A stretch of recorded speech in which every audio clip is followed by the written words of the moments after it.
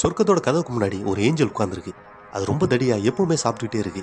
அதோட வேலை என்னன்னா, சொர்க்கத்துக்கு வரவங்க நல்லவங்களா கெட்டவங்களான்னு விசாரிச்சுட்டு அனுப்புறதா அதோட வேலை. இப்போ அந்த இடத்துக்கு ஒரு டீமன் வருது. எப்போ செஞ்ச சில நல்லதுக்காக இப்போ சொர்க்கத்தோட வாசலுக்கு வந்திருக்கு. ஏஞ்சலும் டீமனோட கேஸை பார்த்துட்டு விசாரிக்கும் அப்படின்னு பார்த்தா, அது டீமன் அப்படிங்கிற ஒரே காரணத்துக்காக அதை கேன்சல் பண்ணிடுது. இதை பார்க்குற டீமனும் ரொம்பவே கஷ்டப்படுது.